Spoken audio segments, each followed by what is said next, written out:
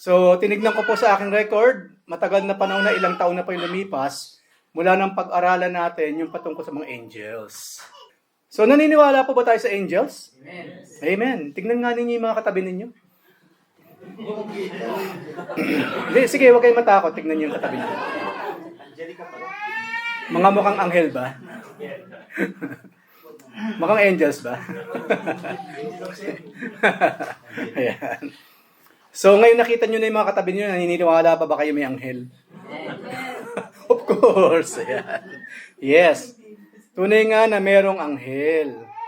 So, sino po ba yung mga angels? Ngayon naniniwala tayong lahat. Wala naman sa giro dito nagsasabing, I don't believe in angels. Fairy tale lang yan. Since naniniwala tayong lahat na merong anghel, angels are messengers of God in the Hebrew and Christian Bible. The English word angel is derived from the Greek angelos po yan angelos. Yan, doon po nanggaling yung English na angel sa angelos sa Greek. A translation of yung malak. Yun naman po ang Hebrew word ng angel, malak. In the Hebrew Bible, Tanakh. Yan po yung mga yung law. The Hebrew and Greek words originally means messenger. Yun lang po ang ibig sabihin ng angel, messenger. Tagapagsalita. Ayan. And depending on the context, may refer either to a human messenger, katulad po ng mga nagme-message, yung po mga preachers, yung mga teachers, basta nagdadala po ng message ng Panginoon, mga angelos po yan, angels ang tawag doon. Sa human terms, kasi yun naman ang ibig sabihin ng angels, messenger. Possibly a prophet or priest such as si Malakay. Ang ibig sabihin daw ng Malakay, my messenger. Kasi nga naman Malak, tas Malakay, yung pangalan ni Prophet Malakay. But also for more mundane characters. As in the Greek superscription, that the book of Malakay was written by the hand of his messenger.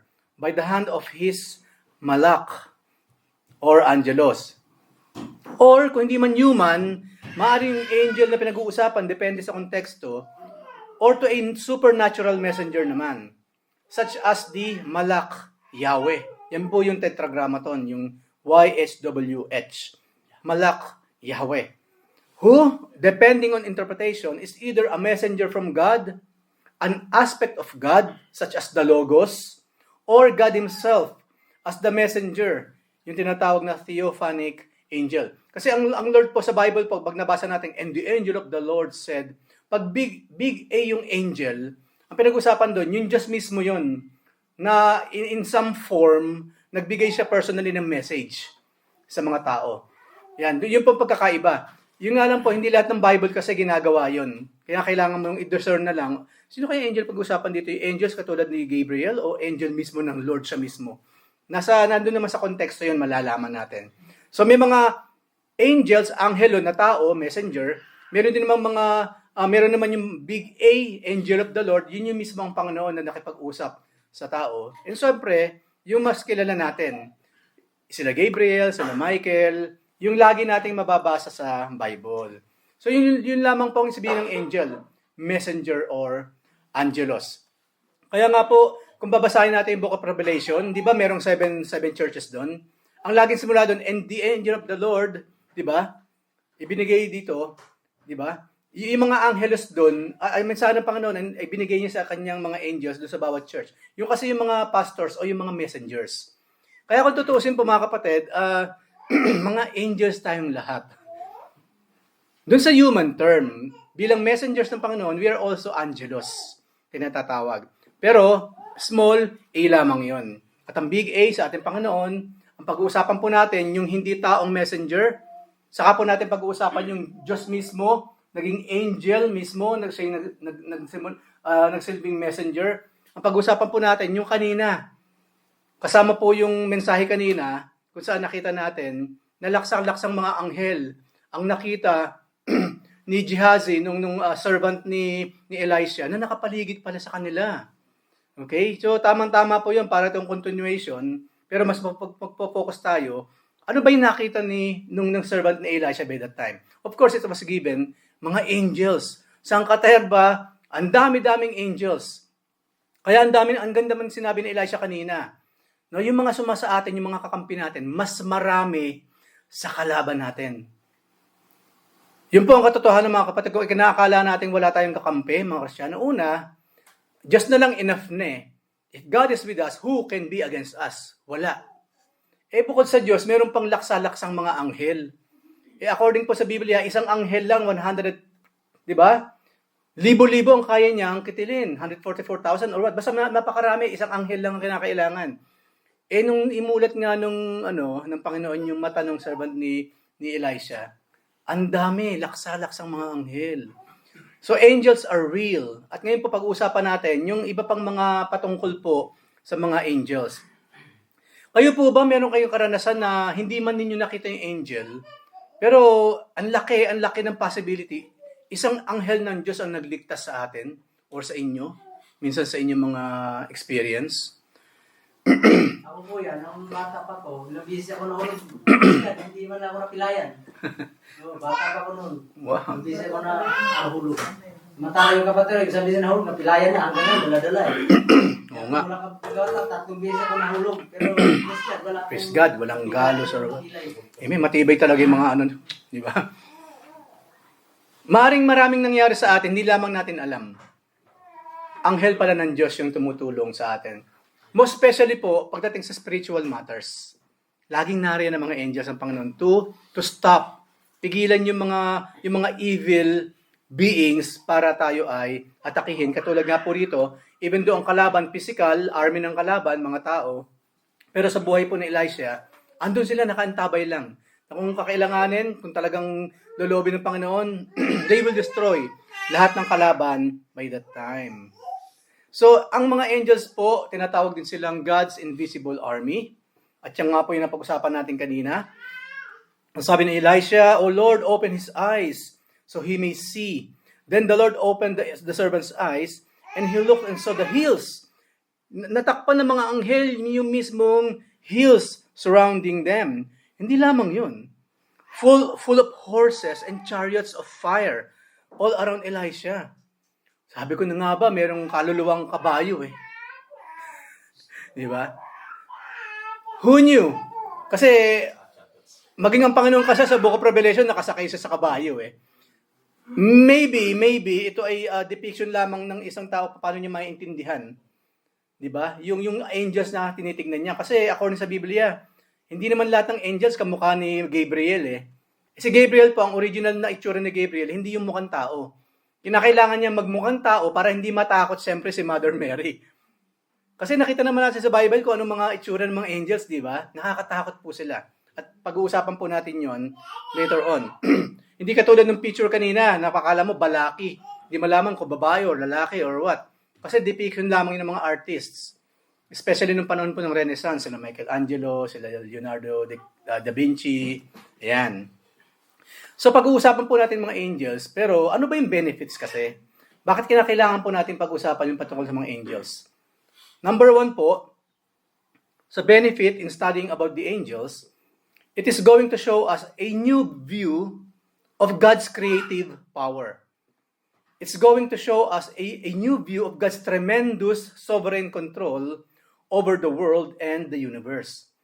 It's going to increase our appreciation of God when we see what He has created in this angelic host.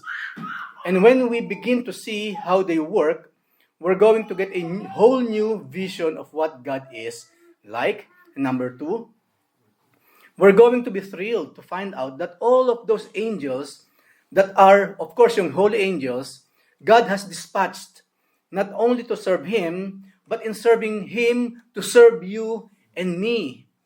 And that angels are busy attending on us. Hindi natin nakikita pero busy po yan upang tulungan tayo sa pang-araw-araw.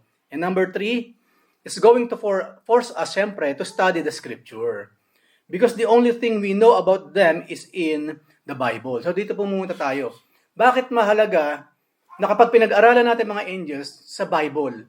Kasi po marami ring naniniwala sa mga angels kahit unbelievers. Pero palinghado po ang paniniwala nila sa mga angels. Hindi na kinukuha sa Bible yung kanilang mga so-called knowledge about angels. Kaya nga po, mayroong mga cults of angels. May mga tao, sumasamba sa anghel. Napanood nyo ba minsan yung sa Pilipinas, yung kay Jessica Soho yata yun? yung lalaking ang tinatawag, yung mga seraphim, nagpapagaling daw siya, meron siyang tungkod na ganun. Tapos tinatawag niya para lumayos yung demonyo dun sa taong inaalihan daw ng demonyo. Si Arkanghel Miguel, yung mga anghel ang tinatawagan niya. Definitely, may alam sa angel to, kaya lang, nanggaling sa ibang libro, yung nalalaman niya. To the point na yung ginagawa niya, malaking blasphemy sa Diyos at malaking kawalan ng respeto sa mga tunay na anghel na mababasa po natin sa Biblia. May mga tao pa nagpe-pray sa angels. Hindi po dapat nagpe-pray sa angels. Oo. Walang sinabi sa Bible na pray to the angels. Isa lang po ang sinabi sa Bible na kinakailangang pag-prayan natin. Diyos lang. Period. Hindi tayo, sabi sa Biblia, walang magpe-pray sa kapwa-tao. Lalo na yung mga patay na. Patay na nga eh. Maririnig ka ba niyan? Pangalawa, bawal mag-pray sa mga angels. Sa mga spiritual being na yes, nag-exist sila. Yes, maaaring lang naririnig. Kung may mga angels sa vicinity natin, they will hear our prayers. Pero that is forbidden. Ulitin ko po why. Kasi isa lang dapat ang pinagpe-prayan. God alone. Hindi ko na isa-isa yung mga religion na nagpe-pray sa kapwa-tao, nagpe-pray sa mga rebulto, or sa kung ano-ano, sa mga angels. Alam niyo na naman siguro kung sino-sino sila. Lahat po ng ginagawa nila, paniniwala nila, wala sa Biblia. And yet, they call themselves Christians. So, kaya po mahalaga ito, na yung pag-uusapan po natin ngayon, from the scripture itself, hindi galing sa haka-haka ko, haka-haka nung nasa radyo, haka-haka ng mga grupo-grupo na yan, ng mga ermitanyo, ng mga nagpapagaling daw, mga fake healers, galing po sa Holy Bible itself. So angels, who they are, what they're like, and how we are to respond sa kanila. So una po, who they are and their existence. Angels exist because Jesus says so. Ang Lord mismo nagsabi, meron siya mga anghel.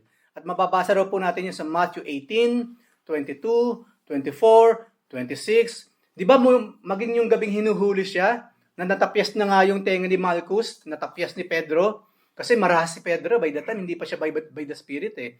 By brute force pa siya eh, si Peter. To the point nga, di ba, naputol niya yung tenga ni Malchus. Ang sabi ng Panginoon, Peter, sabi nga ng Panginoon, di ba, yung mga nabubuhay sa tabak, mamamatay sa tabak.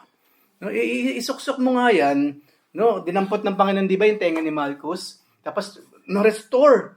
Hanggang kalit-litan DNA, na-connect again. Tapos, pag inihipon ni Malchus na ganun, hindi yung tipong kagagaling lang sa opera. Masakit yun, di ba? Pag nalimigan, masakit. Ang ginawa pa naman, Panginoon, ang sakit ng tenga ko. Wala. As in, naging brand new na, parang hindi natanggal yung tenga ni Malchus. Ang sabi ng Panginoon, hindi nyo ba alam? Sa harapan nilang lahat, sa harapan mismo ng mga soldiers, hindi nyo ba alam? Nalaksa-laksang mga anghel sa langit ang nakatunghay sa kanila ngayon by that time, sa gabing iyon. Legions of angels ang naghihintay. Nakahawak na nga sa tabak eh. Gustong-gusto ng tulungan ng Panginoon. Pero sabi ng Panginoon, no. Diba? Hindi niya inutusan mga angels kahit isa lang doon. Kahit yung pinakamaliit pang angel kung meron man, pinakamahinang angel kung meron man. Hindi niya inutusan para iligtas siya by that time. Kasi why? Kinakailangan mangyari kasi yun. Imagine ninyo kung ang Panginoon katulad nating mga tao, angels, please, tulungan nyo na nga ako ngayon now na. Isa lang doon, patay lahat yun. Ilan lang naman yung dumakot sa Panginoon, tapos si Judas, hatiin sa gitna na lang yun. Tapos na yung Judas na yan. Paano ang salvation? Paano bubusan dugo niya to cleanse our sins? Paano siya mamamatay? Hindi lamang yun, ang pinakamahalaga sa lahat. Paano ang resurrection? Ang resurrection pa naman ang nagpatibay sa lahat ng claims ng Panginoon. Kaya nga po sabi ni Pablo sa chapter 15 ng Corinthians, kung walang resurrection, walang kwenta itong mga ginagawa natin ngayon, mag-uwian na lang tayo, di ba? Mag-video game na lang kayo, manood na lang kayo ng movie, magbatha kayo, kasi walang saysay itong ginagawa natin every Friday. Pero because of the resurrection, at totoo nagkaroon ng resurrection, lahat ng kinlaim na Panginoon, ng Panginoon, na-validate lahat. Wala kasing ibang nakagawa nun. Nangangako ng buhay, na mabubuhay ka magmuli, tapos namamatay siya, hindi naman siya nabuhay. Katulad ni Muhammad, katulad ni Buddha, katulad ni Confucius, katulad ng lahat ng mga relihiyon na yan, even now, hindi naman nabuhay muli yung Panginoon nila eh. Kaya there's only one true religion na hindi lamang nagbibigay ng buhay, kundi bumubuhay pa at nagdadala sa langit, kundi ang Christian faith. Yung tunay ha, kasi maraming Christian faith na hindi biblical. We are talking about the real biblical Christian faith. Ano rin yung ilan sa mga ginawa ng mga anghel daw? An angel announced the birth of Christ. Diba doon sa nasa bukid, diba? Yung mga pastol doon. Glory to God to the highest. Tapos biglang naglabasan, sabay-sabay yung iba pa, ang dami pa nila, diba? Angel yun. Ang dami, hindi lang isa. Who ministered to Christ after his 40 days fasting in the wilderness. Hindi ba pagkatapos noon, after ng 40 days, biglang sinabi sa Bible, at tinend siya, inalagaan siya ng mga angels. Nakita niyo yun kung paano ang mga anghel, even though ang Panginoon by that time nasa physical form, yung mga angels ang nag-refresh sa kanya para bumalik yung kanyang kalakasan. Mga angels po yun. And of course, who announced the resurrection? Di ba, ang unang pumunta sa puntod ng ating Panginoon sa kuweba, si Mary Magdalene. Hinahanap niya. Tapos napagkamalan pa niyang yung anghel or what, kung sino lang. Di ba? Angel din yun. And of course, hindi natin pwedeng lampasan si Mother Mary. Angel ang nakipag-usap sa kanya at may pangalan pa, specific, Gabriel. Yung nakausap din noong araw nila Daniel. The same Gabriel, hindi tumanda. The same Michael, no? So maraming anghel po sa Biblia at napaka-active nila. Kung paano silang active sa mga Kristiyano, sa mga believers ng araw, ganun din po sila ka-active ngayon. Kaya kinakailangan po natin na malaman to para naman maibigay natin sa kanila yung due thanks. Yung mga makapagpasalamat tayo sa kanila. Even though we are not really allowed to thank them, kung gusto natin magpasalamat sa mga angels, we thank God. Kasi in the first place, siya ang nagsabi sa mga angels na ito, nag-charge. Na, oy, angels, di ba kay David, yun ang sinabi ni David sa Psalms Di ba yung nga yung ginamit na panloko ni Satanas kay Jesus Christ? Sige nga, kung ikaw talaga ang Messiah, ang chosen one, tumalon ka nga. Hindi ba sinabi naman sa aklat ng Salmo na hindi niya hayaan na masaktan man lamang iyong paa sa mga batuhan at hindi lamang yung utusan niya ang mga anghel upang ikaw ay saluhin. Ano sinabi ng Panginoon? Hoy, lumayo ka, Satanas. So, meron talagang angels. Kahit yung kwento ni Kuya Lito kanina, nalalaglag. Me, myself, meron akong ganung klase ng kwento. O nagkukwento na lang yung mga lolo ko noon. Nalaglag for some reason, walang galos or what. Nung malaman ko yun, isa lang naisip ko, merong calling ang Lord sa akin. Bakit ako ililigtas ng Panginoon sa physical harm kung wala siyang calling in the first place? So, isa yung sa nagsilbing mitya or baga sa akin, para yung zeal ko sa Panginoon maging matibay. Kasi naisip ko noon, why? Bakit hindi ako namatay? Why I'm still alive? At wala akong galos nga raw at walang baliri sa buto katulad ng kay Lito. Because of that. Kasi merong paggagamitan sa Panginoon. So from the beginning to the end of the Bible, there are angels everywhere. Lalong-lalo na sa Revelation. Ang dami-daming angels na pinag-uusapan doon. Ngayon ito, kailan ba nagsimula ang mga angels? Once upon a time, there were no angels. Because they were created. They are creatures. Isa lamang po ang talagang eternal, as in perfectly eternal, and that is God. Ang sinabi nga po ng Panginoon patungkol sa kanyang sarili, siya yung simula, siya yung alpha, siya yung omega, siya yung wakas. At siya lang yung tanging tagapaglikha. Isa lamang po ang hindi creature. Isa lamang ang hindi nilikha. Pero nandyan na, simulat sa pool. Walang simula, walang wakas, and that is God. So since yun ang katotohanan patungkol sa Panginoon, ang mga angels, hindi katulad niya. So, at one point in eternity, nilikha rin ng Panginoon ng mga angels to serve Him. And then, after the angels, at one point in eternity, nilikha ang physical universe. Tayo, kasama ang mga tao. So, ang mga angels po, hindi talaga sila pwedeng pagprayan kasi hindi naman sila creator Creator lang po pinagpaprayan, yung creator ng lahat. Yung ex nihilo, out of nothing, nalikha ang lahat, and that is God alone. Si Elohim, si Yahweh, ang Berbo, ang Logos, God Himself. Yung Diyos na merong in this God, there is the Father, there is the Son, and there is the Holy Spirit. That is called the Holy Trinity.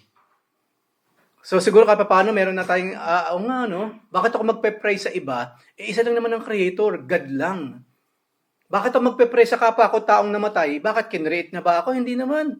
Bakit ako magpe-pray sa angels? No, sa mga holy angels, kay Michael sa kay Gabriel. Hindi naman ako nilikha ng mga ito. Isa lang ang creator and that is God our Father. So siya lang talaga ang pinagdarasalan. Ang mga taong nagdarasal pa sa iba, God hates them. Sinabi po sa Biblia yan, I am a jealous God. Ayokong meron kayong ibang pinagdarasalan kasi ako lang ang creator nyo. Bakit kayo nagpe-pray sa mga bato? Bakit kayo nagpe-pray sa mga marmol? Bakit kayo nagpe-pray sa mga plastic? Bakit meron pa kayong visual aid sa wallet ninyo para maalala nyo ko? Hindi naman ako yan eh. Sino makakapag-drawing sa mukha ko? Sino makakapaglilok sa aking wangis? Wala. Because God is a spirit. So we must worship Him in spirit and in truth. Napakalino po ng Biblia pero maraming nagsasabing Kristiyano, hindi maintindihan. Hanggang ngayon, anyway, nabubulagan kasi ng kalaban. Ng prince of this world, and that is Satan himself and his demons. So, ang origin ng mga angels, sila'y nagmula rin sa Diyos. They are creatures. They are not creator.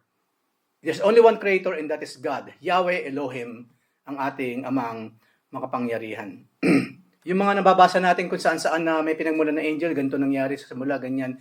Those are fictions.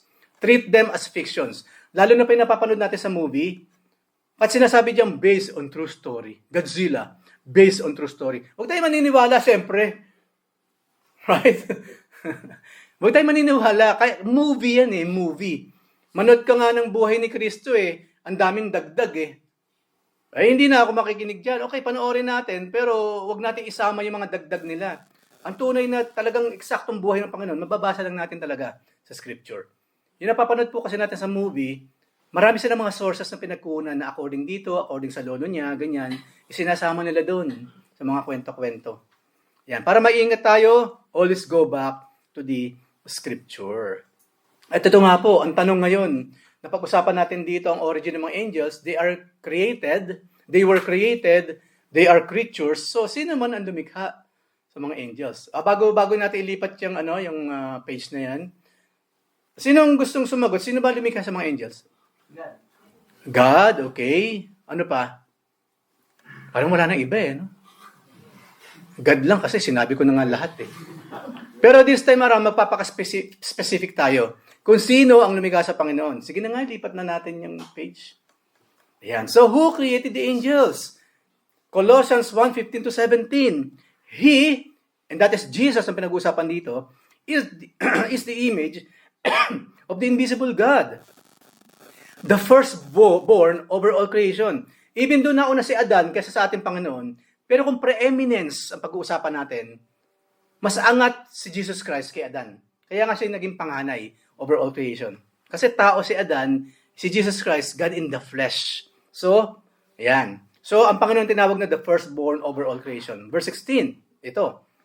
For by Him, all things were created. We're talking about Genesis here. At bago pa yung Genesis, yung kwento ng mga angels. For by Him, all things were created. Things in heaven, created by Jesus. Things on earth, created by Jesus. Visible and invisible, created by Jesus. Whether thrones or powers or rulers or authorities, all things were created by Him at para kanino? For Him. Verse 17, He is before all things. And in Him, in Jesus Christ, all things hold together.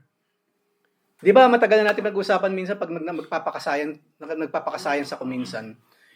Kung hindi hinohold ng Panginoon, itong billions of atoms and molecules na nasa katawan ko, malalaglag na lang yan, magdi-disperse ako sa hangin.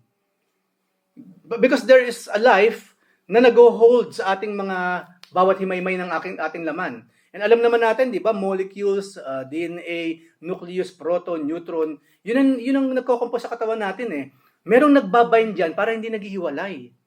Merong energy, merong some sort of energy kung bakit tong katawan ko hindi nalalaglag isa-isa yung mga molecule, biglang kumakalat na lang ako dyan, hindi ko alam. Merong nag-hold. And that is God. Di ba nagkwento ko na sa inyo ng araw? na ano ba talaga yung pinaka-tiniest particle ng lahat. 'Di ba? Nabasa ko noon sa mga scientists noon, pag hinimay mo raw yung molecule, pag hinimay mo yung atom, may proton pa yun, may neutron. Pero hindi pa rin silang pinakamaliliit. Pag hinimay mo yung proton, hinimay mo yung neutron, lahat ng pinaka-tiniest particles na meron dito sa Earth, pag hinimay mo yan, may mas maliliit pa. At ang panghulin lang natuklasan, nang himayin nila, quark ang tawag nila. Yun daw yung pinaka-tiniest particle ever na kayang arukin ng tao, kayang makita ng tao. Yung quark daw, alam niyo kung ano siya? Energy. Very, very tiny light. Yun ang nagko-compose sa lahat. At doon, pagdating doon, ang mga confounded ng mga scientists, hindi nila maintindihan yon. Kasi ang kaya lang namang intindihan ng mga scientists, kaya lang i-measure, kaya lang makita, kaya lang i-weigh, diba? Yun lang namang mga material yung mga physical matters. Pagdating sa mga bagay na hindi na physical, hindi nila kaya yon. And we are talking about the soul here. Wala kang may inventong super microscope na kapag kita ko yung kaluluwa mo, ang itim pala ng kaluluwa mo, or what? There's no such thing. Pero the soul exists kasi nilikha ng Panginoon yun. And at yung energy na binigay ng Panginoon, yun na nag-hold. No? Nag-narrow down lang ako sa sinasabi ditong He hold together lahat ng mga bagay. Dito lang sa katawan natin, it is God who's holding this body para hindi tayo maghiwa-hiwalay. Hindi ako biglang kuya Eric, nalusaw na lang bigla doon. Ewan ko dyan.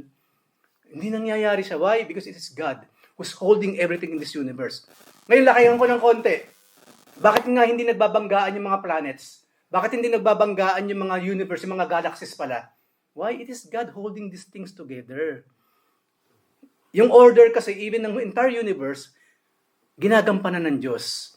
Our God is a God of order, hindi lamang ng pang-araw-araw natin buhay, kundi lahat hanggang sa cosmos, hanggang sa universe, hanggang beyond this universe, hino-hold together ng ating Panginoon. Sa hinahaba-haba ng sinabi ko, isa yun sa patunay na it is the Lord Jesus Christ who created the angels. Sinabi naman sa di ba? Sinabi sa Genesis, in the Word. Nagsalita ang Diyos. That there be light. As sino raw yung word na yun, nagkatawang tao, and that's the Lord Jesus Christ. The right hand of God. Ang isipin kasi ng right hand sa Biblia, power. That is the power. Yung kanang kamay, kung Biblia pag-usapan natin, ibig sabihin yun yung kapangyarihan. And that is the Lord Jesus Christ. Kaya sabi niya, babalik siya sa Ama, saan daw siya upo? Sa kaliwa. Seated at the right hand of God. Because He is the power. He is the creator. Yun ang ating Panginoon. So ang mga angels po, nilikha ng ating Panginoong Jesus. Siya ang King of Angels. Siya ang creator, siya ang King of Angels. Hindi si Michael. Si Michael lamang yung arkanghel, yung top, yung general ng mga angels. Pero ang pinaka-master na lahat, even ni Michael, ang Lord Jesus Christ, ng ating Diyos ng buhay. At siya nagbigay ng mga angels na ito para sa ating lahat. Hindi lamang yun, Nehemiah 9:6. You alone are the Lord. You made the heavens, even the highest heavens, and all their starry host, the earth and all that is on it, the seas and all that is in them. You give life to everything, and the multitudes of heaven worship you. Minsan pag-uusapan po dito yung mga heavenly hosts, minsan po hindi naman talaga yung mga bituin ang pinag-uusapan doon. It is the angels themselves. Isipin ninyo, mga kapatid, kung hindi kayang bilangin ng science, i-google mo pa yan, kasi Google na rin pinakamarami rin, 1 billion. Ang bawat angels po may pangalan. Ilan lang ang kilala na natin? Ako, I think, 2 lang kilala ko sa Biblia. Michael and Gabriel. Nga po pala, meron pang iba. Yung pangatlo, si Lucifer. Nga pala, nalimutan ko. Kasi originally, alam naman natin si Lucifer, isa sa mga anghel ng Diyos. Created holy, nag-end up because of his own kagagawan as unholy. Pag-uusapan din po natin yan sa mga susunod na mga pag-uusapan natin. Kasi angel din siya. Kaya ihiwalay natin yung kaso ni Lucifer.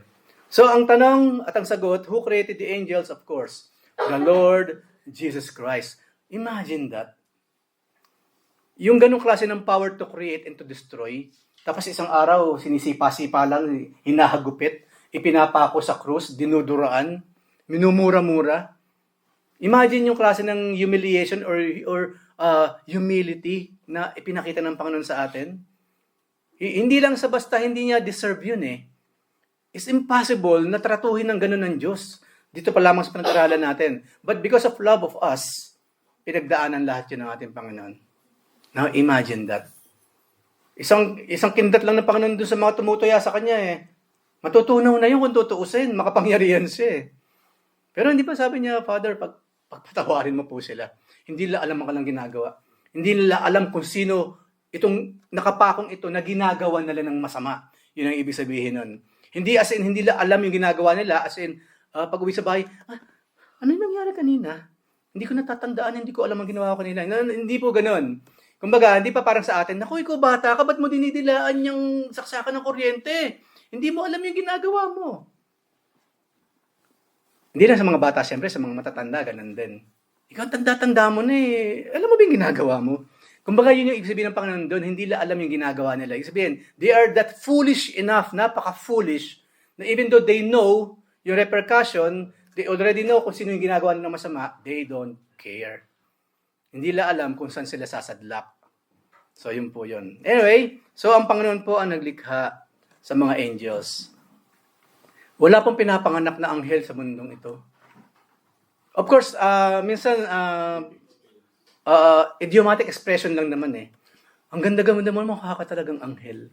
Siyempre mga idiomatic expression, especially mga nambobola, lagi naman ganun eh. Ang ganda mo talaga, mukha kang anghel. Di ba, mga pabango, ganun din. Oh. Bango, ano yun? Angel's breath. O kung gusto mong bola na naman, ang bango naman ng hininga mo. Parang hininga ng anghel. Eh kung ano ka naman yung babae, paano mo na nalaman na hininga ng anghel, ganyan ang amoy. Nakakita ka na ba ng angel? Naamoy mo ba yung kanyang hininga talaga? Siyempre, pambobola na yun. Okay? Pambobola. Di ba, maraming ganyan. Pero of course, kadalasan po, idiomatic expression lang. Pero ang angels po, iba ang kanilang domain. Iba ang kanilang kinalalagyan, iba specific ang kanilang mga ministries, at Diyos lang ang pwedeng mag-utos sa mga angels. Yes, pag-uusapan din po natin yan. Kasi may mga Christians, inuutosan nila ng ganun-ganun na lang ang angels. Bagay, hindi nga. Minsan nga, Lord mismo, kuutosan nila eh. Panginoon, hindi ba sinabi mo? O, gawin mo na ito, Panginoon. Huwag mong tatratuhin ganun ng Diyos. Pero may mga Kristiyano kasing ganun. May kontrata or what. There's no such thing. Gagawin ng Diyos kung ano gusto niyang gawin. That's it. That's it. Anyway, at the end naman, ang Diyos din na masusunod, not us. Kaya yung mga ginagawa ng mga Christian na inuutos-utosan ng Diyos, inuutosan ng mga angels, they are fools. They're only fooling themselves. Pero yung mga Kristiyanong nagbabasa talaga ng Biblia, naaawa sa ginagawa nila. They never know what they're doing. Hindi nila alam, nilalapastangan nila ang ating Panginoon. So, okay, fine. Ang Panginoon ang lumikha sa mga angels. Ang tanong naman ngayon, when were they created? Kailan ba sila nilikha? Of course, katulad sinabi ko kanina, they were created before time began. Bago tayo, sila muna. They were created before man and the earth because they had fallen by Genesis chapter 3. Di ba? Nung sumulpot na nilikha na si Adan saka si Eva, hindi ba nag-e-exist na yung ahas by that time? Tapos ng rebellion. Tapos na yung pangarap ni Lucifer sa kanong 1/3 ng mga angels na nagkudita. Tapos na, nauna na yon. Kaya nga nang makita natin muli sa Lucifer, serpent na siya na makausap siya ni Eva. Ahas na siya na tinatawag. So, nauna sila. Yung kwento ng mga angels. Kung meron lang librong nasulat patungkol doon, ano? Kaso, hindi na kasi mahalaga yun eh. Ang nakasulat lang kasi sa Biblia, alam niyo kung ano? Yung love story ng Diyos sa atin. How we sinned at kung paano niya ginawa ng paraan na tayo maligtas pa. Because of that sin na nagawa natin. Yun lang po naman ang Biblia. At para sa Panginoon, this is the most important story for me. How I love you and how I gave myself to you. How I died for you and how I resurrected again and how I will come back again and for you to be with me forever in my house. Yun ang kwento ng Biblia. Mas mahalaga kaysa sa kwento ng mga angels. So that's how blessed we are. That's how blessed we are sa aspeto na yon compared sa mga angels. So basahin natin yung Job 38. Ito, nahimasmasan na siya. kinakastigo na siya ng Panginoon kasi dumating yung time at si Job, iba na siya nasabi, nagsisisi na siya, gagalit na siya or what. Ito ang sagot ng Panginoon sa kanya. Verse 4. Where were you? Sabi ng Panginoon kay Job. Where were you when I laid the earth's foundation? Tell me if you understand. Who marked off its dimensions? Alam mo ba? Surely you know. May ano pa ang Panginoon dito? Parang itinutuya pa siya. Sigurado, alam mo. Di ba? Kung nasa ng dimension, saan nagsimula, nasa ng foundation, sigurado, alam mo yon. But of course, hindi totoo yun. Who stretched a measuring line across it?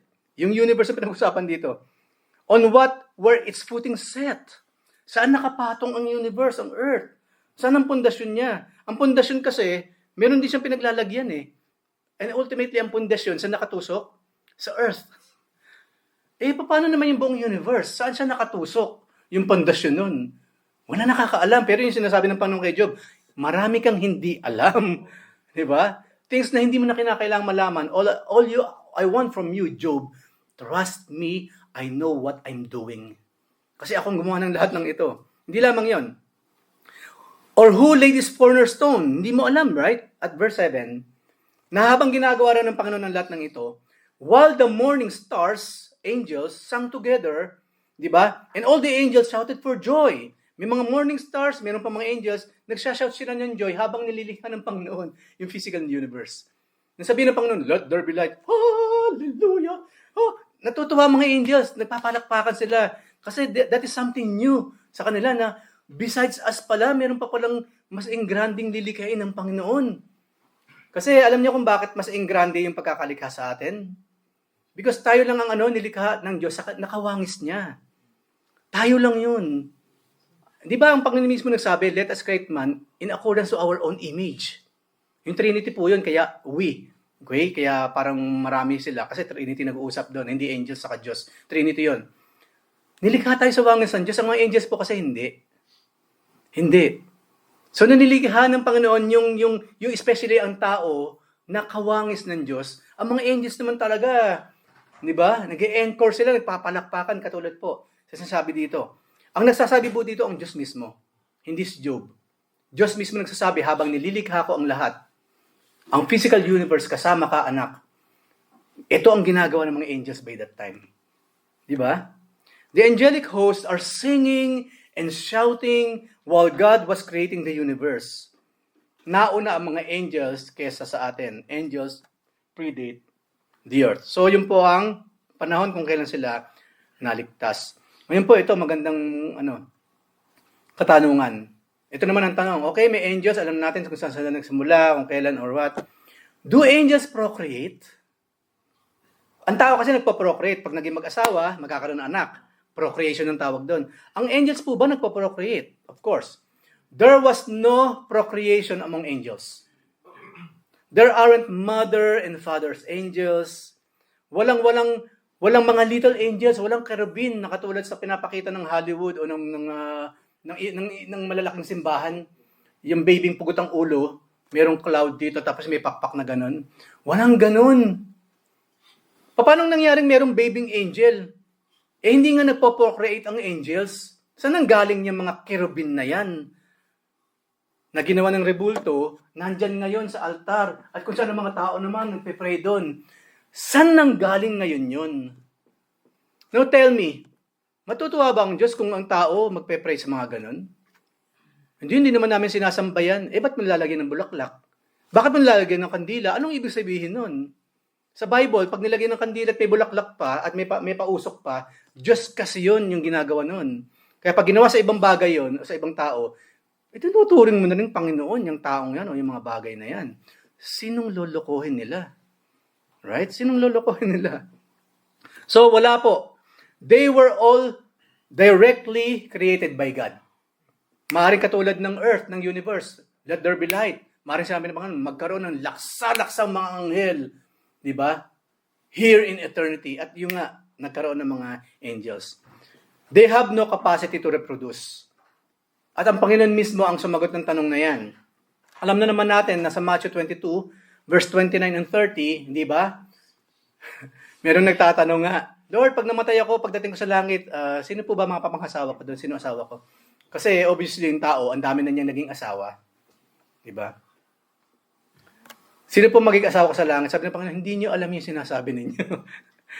Ganun lang sumagot ang Panginoon. Napakasimple pero straight to the heart. Hindi niyo alam ang sinasabi ninyo. Kumbaga, you fool. Anong klaseng tanong yan? Pagdating daw sa langit, tayo daw mga pupunta doon, magmimistula raw tayong ano? Angels in heaven. Bakit ano ba yung mga angels in heaven? Hindi sila nag-aasawa doon. Walang lalaking angel, walang babaeng angel, walang gender po sa langit. Ang Diyos po, even though tinatawag siyang him, para naming maintindihan natin, kasi alam naman natin ang lalaki ang may hawak ng authority over the women. Why? Simple lang, kung merong hindi naniniwala dito, bakit lalaki ang may authority over sa mga babae? Saan ba nanggaling ang mga babae according kay Pablo? Ang mga babae kasi, kinuha kayo sa tadyang ng mga lalaki and that's it. Ang lalaki ang authority, hindi kayo. Yes, darating ang time, mas matalino ang babae. Dapat makinig tayo sa kanila. Kasi ang mga babae talaga, minsan mas sensible ang mga babae. Yung mga lalaki kasi sa dami na iniisip, nawawala yun. So, kailangan naman kayo ang suporta ninyo. Kung kulang sa ganito minsan yung mga lalaki, kayo ngayon ang kailangan doon. Yes, nangyayari po yun. Kaya nga dumating yung time, yung babae pa bumubuhay sa pamilya. Paano nangyari ngayon yun? Yun ang example ko. Paano nangyari yung babae ang kumikita, yung lalaki hindi? Siguro para siyang suman, putol ang mga kamay at paa na isinandal lang yung lalaki doon at wala siyang magawa para kumita. Pero kung hindi ganun ang siste, paano nangyari yung babae bumubuhay sa pamilya? Right? So doon na lang, pasalamat tayo sa mga babaeng ganun. Kayang bumuhay ng pamilya kung ang lalaki hindi niya kaya. Pero supposedly, according sa Biblia, hindi dapat ganun ang sistema. Lalaki dapat ang bumubuhay sa pamilya. So in short po, ang Lord mismo nagsabi, at the resurrection, people will neither marry nor be given in marriage. They will be like the angels in heaven. Wala silang gender. Okay, so yung pong he, Gabriel, he, si Michael, he, ang ating God, he, si Jesus Christ, he, pero wala pa silang gender. Of course, ang Panginoon na magkatawang tao, kailangan may gender siya. Eh hindi na siya tao nun. 'Di ba? Tao-tauhan lang siya nun. Pero fully naging naging lalaki siya. Naging anak na lalaki ni Mother Mary. Pero ang tatay niya ay ang Diyos Ama. Okay, yun po yung mga he, she, dito lang po yan sa earth. Pagdating pa sa heavenly realm, sa spiritual realm, wala na pong mga genders. Kasi walang procreation sa langit. Dito lang po yun sa lupa. So, ganun din po mga angels. Let's say, kunyari, ang nilikha ng Panginoon, na number sa mga angels ay 1 billion billion, yun na po yung number niya. Okay, yun na po yung number niya. Kaya nga po sabi dito, there is no procreation sa mga angels. God instantly commanded and billions or millions of angels came into existence. At bawat isa sa mga angels na ito, each one independently created. Hindi yung isang ganun niya, basta marami na kayo kaagad. Bawat angels, katulad ni Adan, special ang pagkakalikha ng Panginoon. Kahit multi-billions pa yung nilikha niyang anghel, ganun pa rin mga kapatid. Hindi katulad, di ba, ng mga ibang creation besides man. Hindi ba sabi ng Panginoon, let there be birds flying in the air. Nagkaroon na maraming birds, right? Pero nalikha ng Panginoon ng tao, hindi ganun. Hindi niya lang basta sinabi. Di ba, kumilos yung kamay niya, kumuha siya ng putik, hinulmahan niya, hiningahan niya. At yung putik na yun, naging living soul, ang sabi sa Biblia, at pinangalanan ng Panginoon niya yung clay na yun na naging buhay, Adam. Yun po ang kaibahan ng tao. Ang angels po ganun din kasi may pangalan sila eh. May Gabriel, may Michael, may Lucifer, at maraming billions pa. Maging mga angels po, especially rin, nilikha ng Panginoon. Nilikhain niya ng ganyan, kilala niya lahat. May concern siya sa lahat. Meron siyang relasyon sa lahat. Yun ang pagkakapareho naman ng tao sa mga angels. Nilikhain tayo, hindi katulad ng mga animals, hindi katulad ng mga puno. Basta nandiyan na lang, pero relationship, there's nothing. There's nothing. Kaya nga si Adam na nga lang ang nagpangalan sa mga animals, di ba? Di ba? Sila ang nag-take ng dominion sa creation at sila na nagbigay ng pangalan. Hindi na Diyos. Ang sa Diyos, tayo binigyan ng pangalan. Ang mga angels binigyan ng pangalan. Personal pong ginawa ng Panginoon yun. Kasi special relationship.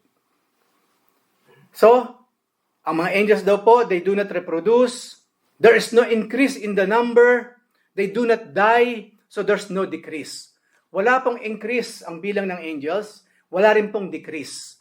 Kung ulitin ko po, kung 100 billion ang bilang nila ng likhain ng Panginoon, hanggang ngayon po, 100 billion pa rin sila. So yun po, kalimutan natin yung mga kwento-kwento na, di ba may mga ganyan kasi mga kulto ng mga angels, na yung mga angels daw nagkakasawa rin, nagkakaanak, kaya may mga cherubim ngayon. Pero nasa Bible kasi kung ano itsura ng mga cherubims, ng mga cherubs. Yung cherubim po, plural yon. Ang singular niya, cherub. Pag marami, bukod sa lagpas sa isa, cherubim. Parang seraph, singular, seraphim, marami. Angel, singular, angels, marami. So yun po, walang increase, walang decrease sa bilang ng mga anghel. Pagsamahin man natin yung mga holy or unholy angels, ang bilang nila hindi po nababawasan, hindi na madadagdagan. So, how many angels were created? No one knows but God. But the Bible said, they are vast, innumerable. Marami sila at hindi natin mabibilang. Pero of course, ang Diyos, nabibilang niya yun. Pero sa atin po, hindi natin sila kayang bilangin.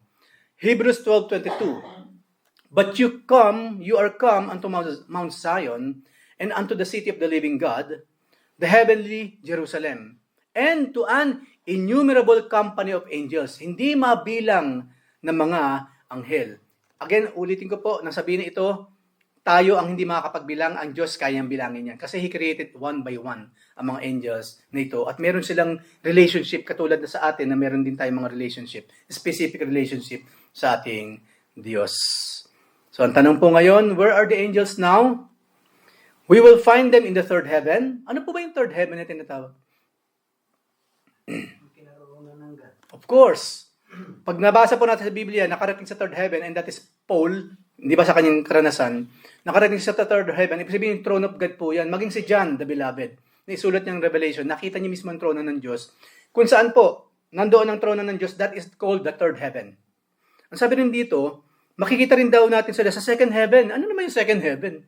Yung universe. Yan, the universe itself. Pag lumampas na tayo sa atmosphere ng Earth, yan yung second heaven na tinatawag. The whole universe na ang mga scientists po, ngayon, alam po ba ang balita ngayon? Kasi di ba meron silang nalikhang James Webb telescope. Ito yung most powerful telescope ngayon sa universe na nakikita ng James Webb yung pinakadulo ng kalawakan ng universe. Alam niyo po ba yung lately natuklasan nila? Yung pala nakita nila na hindi pala totoo yung kanilang akala na pinakadulo na ng universe na nakikita nila. Meron pang other galaxies behind it na mas malalaki pa. Ang ibig sabihin, wala talaga makakaalam kung saan ang dulo ng universe. Only God can know that.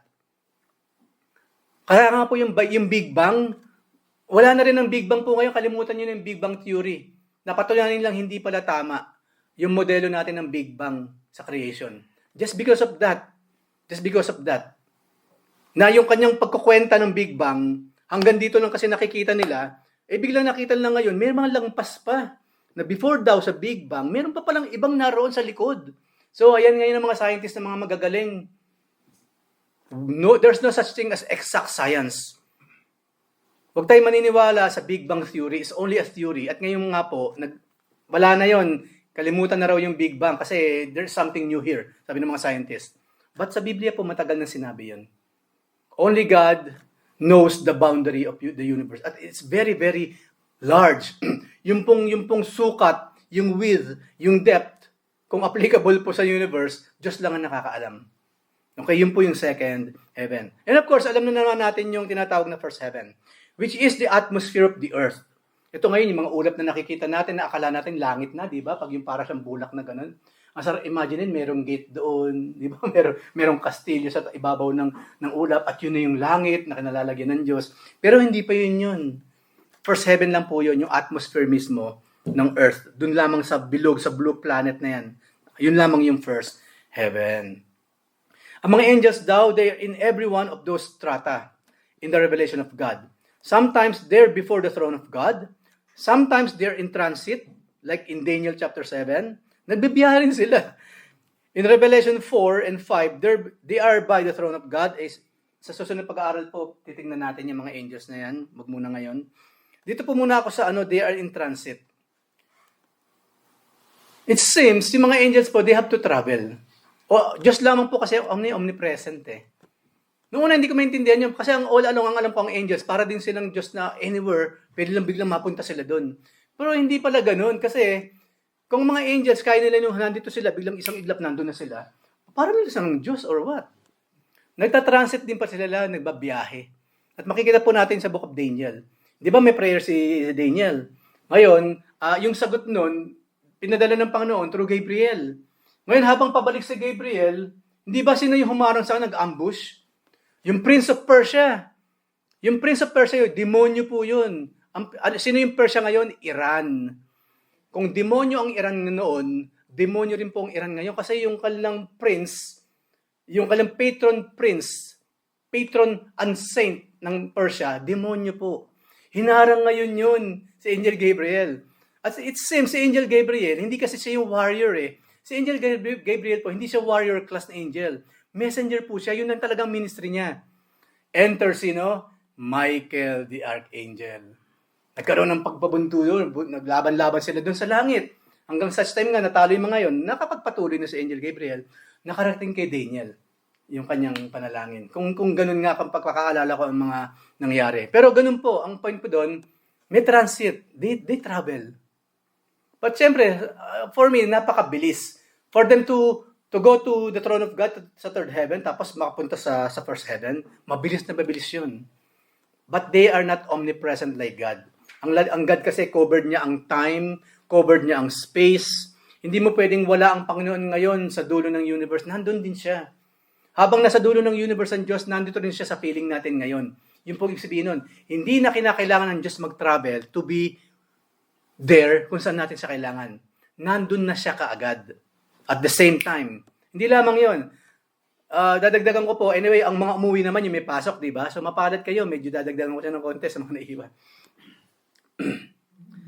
Sakop din kasi ng presensya ng Panginoon ang time. Alam natin ng Panginoon, He's eternal. Hindi siya sakop ng time. Walang kahapon, walang bukas ang Diyos. Meron siyang present. Kung paano siyang present ngayon sa piling natin, at the same time, He is also present nung panahon ni Noah, nung panahon ni Abraham. Sa harapan ng Panginoon, bilang ever-present God, omnipresent God, na hindi sakop ng space and time, magkakasabay tayong karelasyon ng Diyos kasama yung mga nauna sa atin. Nandun na siya. At the same time, nandito siya sa harapan natin ngayon. Lahat ng bagay nag-e-exist sa harap ng Diyos at the same time. Walang hundred of years na pagitan. Wala. Because He is God. I hope you can understand what I'm saying. It's lahat ng bagay na gaganap sa harapan ng Diyos, present. Sa atin, yung panahon ni Lapu-Lapu, what is that? 500 years ago? Tagal na, di ba? Sa Panginoon, is still happening. Kumbaga nangyayari siya habang nangyayari yung ngayon. That is God. Kaya nga hindi niya kinakailangan mag-travel in space or in time. Kung minsan may ginagamit ang Diyos na, kasi meron tinatawag po kasi anthropomorphism. Gumagamit ang Diyos ng lengguwahe para maintindihan natin. Di ba, halimbawa, sabi ng Panginoon, ako'y agila na ilalagay ko sa aking mga pakpak. Of course, alam natin hindi agila ang Diyos. Pero those are expressions for us to understand. Na nga naman, pag nasa lilim ka ng pakpak ng ating Panginoon, ng isang agila, safe yung mga nasa ilalim nun, syempre. So, ganun din para maintindihan natin na yung pinag-uusapang pakpak ng Diyos doon, syempre, yung kanyang presence in our lives. Gumagamit, later pag-uusapan po natin yung mga bagay na yan, para maintindihan ng tao, yung mind of God, gagamit siya ng parables, katulad ni Jesus Christ, at gagamit po siya ng mga bagay na madali natin maintindihan. Katulad po sa Book of Revelation. Si John mismo nagsabi, ito lang yung pagkakaintindi ko sa nakita ko. But it is more than this, of course. Ang Panginoon mismo ganun din. Meron siya sasabihin na para siyang tao na nagtatampo siya, para siyang tao na, of course, nagje-jealous ang Diyos, di ba? Of course, that is godly jealousy. Marami pang mga declaration ng Panginoon na parang hindi yata Diyos yung nagde-declare nito. Pero sinasabi lang niya for us to understand what He is trying to say. Okay, na ipinasok ko lang po yung bagay na yan. For us, at least man lang madagdagan natin sa atin yung knowledge ng ating Panginoon. So, ang mga angels po nasa third heaven, second heaven, first heaven, and they travel. Only God does not travel. Ever-present siya sa bawat sulok ng eternity. Hindi lamang bawat sulok ng universe, kundi bawat sulok ng eternity, it is filled by the presence of our God. So ito nga po, what they're like. Ano ba yung natures ng mga angels? Kasi di ba, laging may nagsasabi yung, mukha ka talagang anghel. Kasi ang nilatatanggin natin, paano mo na nalaman nga? Nakakita ka na ba ng angel? Kasi nga, hindi ba yung nakikita natin sa TV, sa movie, sa kwento-kwento, sa comics, sa magazine, yung kasi ang na-instill sa atin eh. Di ba? Kaya sabi mukha kang anghel. Kung ipapakita mo yung totoong itsura ng anghel, yung maraming mata, apat ang mukha, maraming pakpak, puro mata sa ano, pag sinabing mukha kang anghel, baka masampal ka pa nun. Ano kala mo sa akin, pinya?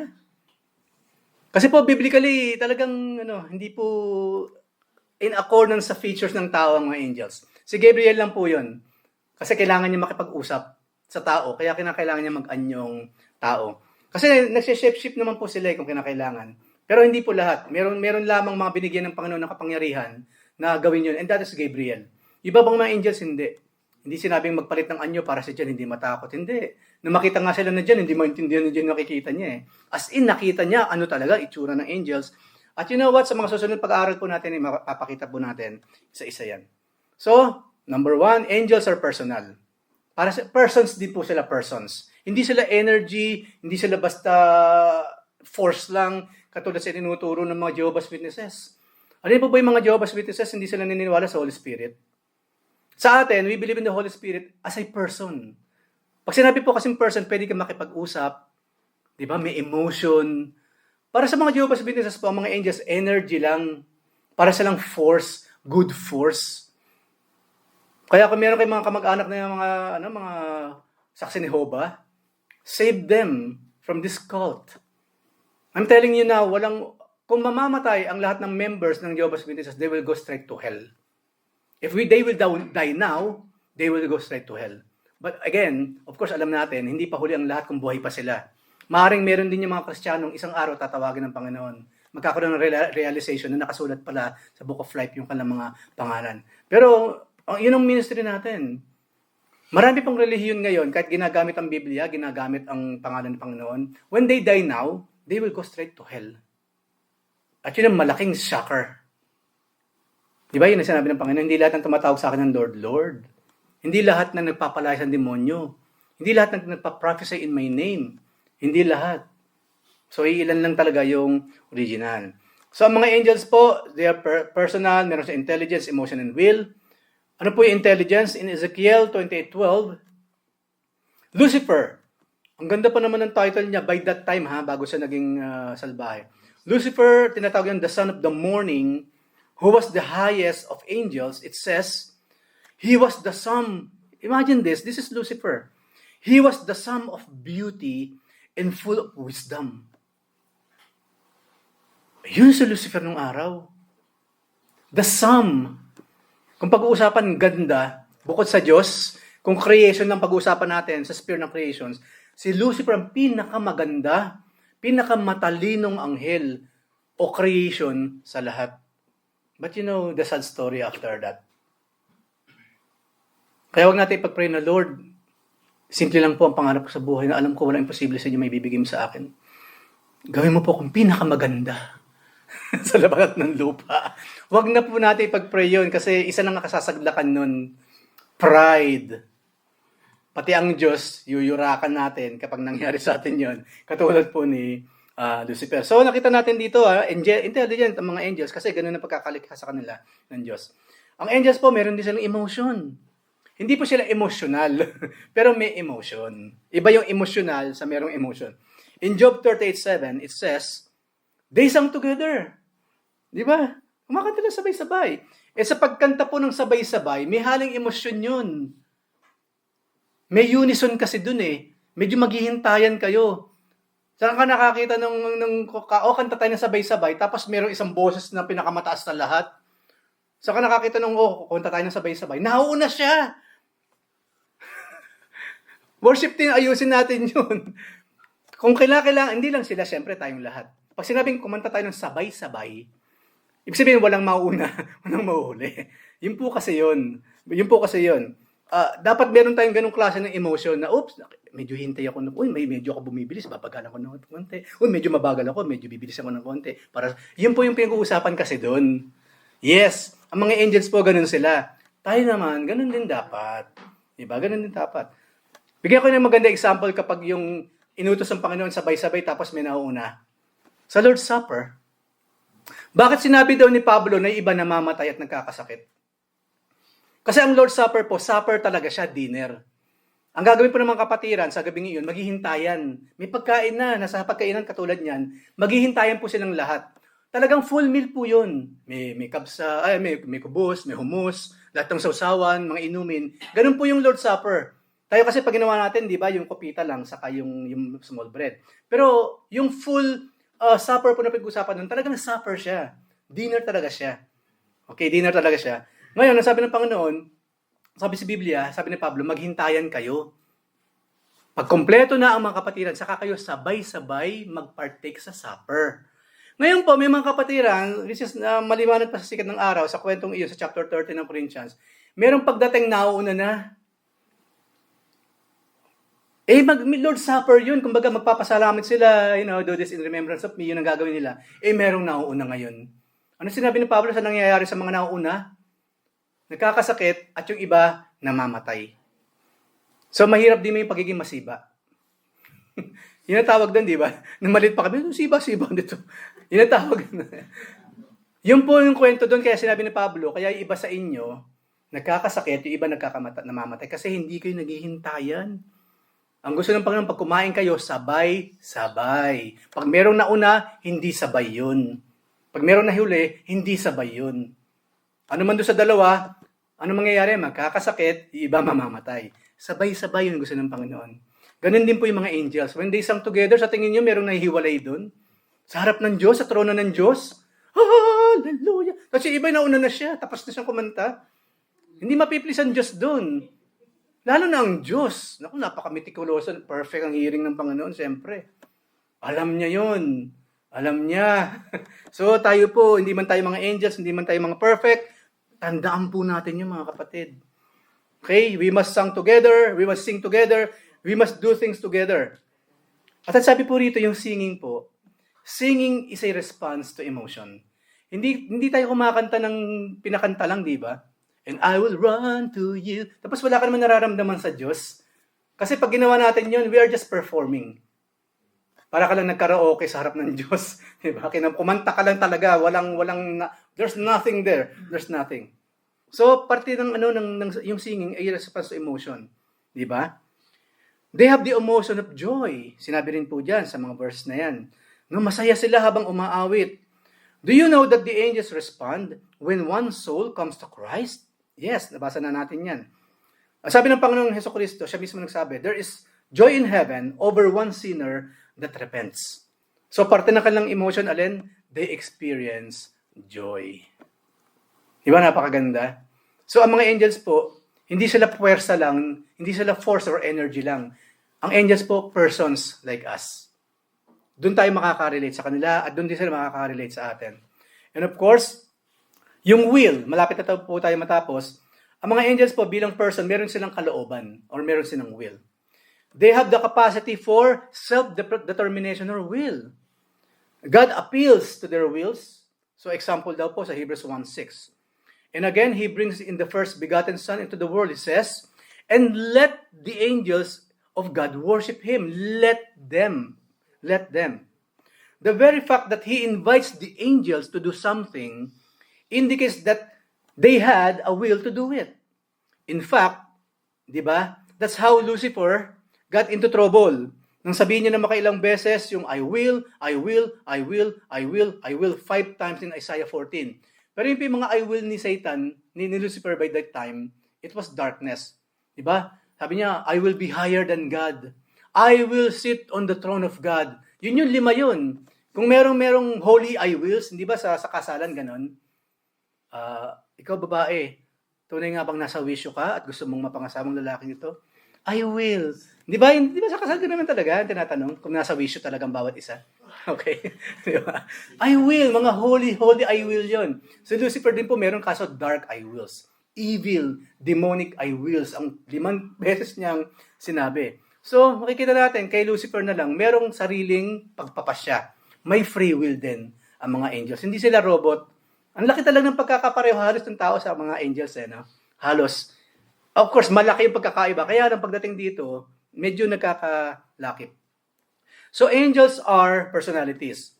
They're not just sort of ethereal, aerial spirits floating around without personalities like a robot. They are persons. They have personality. Everyone is different from every other one. Each of them are unique. Kung paano tayo mga tao unique, ang mga angels ganyan din po. Unique sila sa bawat isa sa kanila. Di ba napakagandang isipin, ano? So, nung magrebelde si Lucifer, kasama yung 1/3 na mga nagpauto naman, kasi in the first place, may mga pride din kasi yun. Yung pang-uuto ni Lucifer, yung panloloko niya, isang ano lang yun, isang aspeto lang yun kung bakit niya nahila yung 1/3 ng mga iba pang anghel. Even those 1/3 ng mga angels po kasi, may pride din. Kasi hindi ba? Kung yung tao gusto mong lokohin, ano ba tawag dito? Ibubudol-budol mo isang tao. Ang madaling mabudol-budol, yung kasing madaling mauto. They still have the will. Na wag i-accept kasi may talino naman ng tao. Teka, parang budol-budol to Kaso sayang din yan, di ba? Ginusto rin kasi nila yun, maybe in a very, very tiny kumbaga aspect. Yung mga nabubudol po, one way or the other kasi kinulang sa intelligence. Kinulang sa common sense.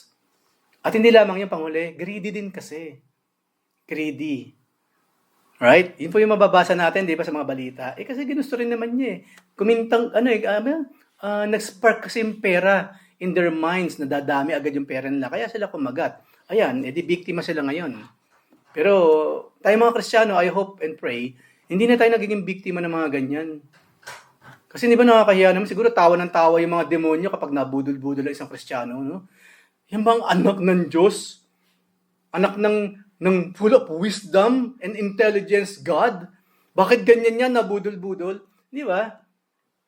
Hindi na sila kikilos doon. Ang kikilos na lang doon kung bakit nabudol-budol ang isang Kristiyano, yung kanyang greed for money. Ang mga demonyo, ako, for me, ikaw, Beelzebub, sa paglagay mo. Ganun na lang sila.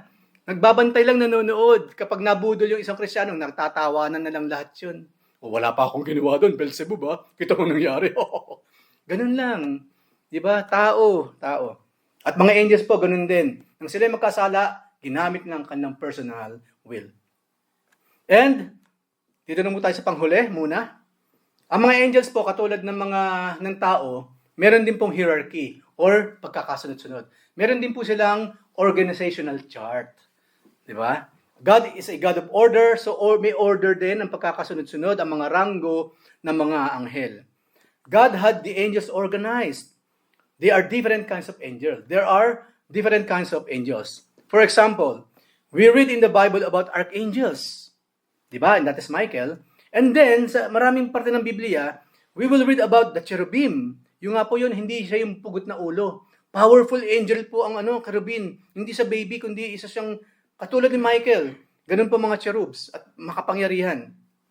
Yung cherubs po, hindi ba sila yung pinangharang ng Panginoon sa inutusan ng Panginoon na harangan ang Eden, di ba? Para hindi na makabilik si Adan sa si Eva. Sila yun. Meron silang malalaking tabak na nag-aapoy, pinangharang na ganun mga cherubs. So in a way, later on po, i-specify natin yung mga ministers ng mga angels natin, yung kanilang mga ranggo. Hindi lamang yon, meron cherubim, meron cherubs or cherubim, meron din pong seraph or seraphims. Hindi lamang sila, ito madalas na babanggit ni Pablo, pero akala natin, ganun-ganun lang. Pero mga angels pala pinag-usapan. And we will read about the principalities. So kung merong archangels, merong cherubim, merong seraphim, meron ding principalities, merong powers, merong thrones, merong dominions, merong strengths, and merong mights. Para silang army rin talaga. Merong general, merong brigadier general, may lieutenant, and so on and so forth. May private first class or what. Ganun din po pagkakasunod-sunod nila. But all of them are very, very powerful to fulfill yung kalooban ng ating Diyos. Imagine that. And, dito po makikita natin, God has organized this whole angelic force from top down. Ang number 1 po sa kanila, mga archangels. At isa lang ang kilala natin dyan, si Michael.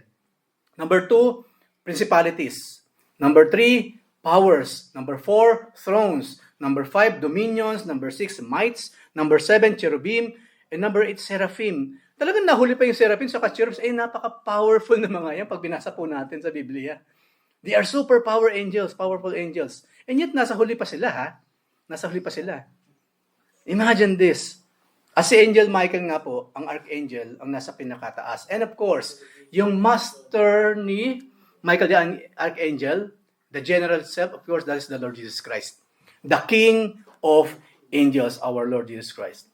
So, ang mga anghel po, they all have different functions, all have different capacities.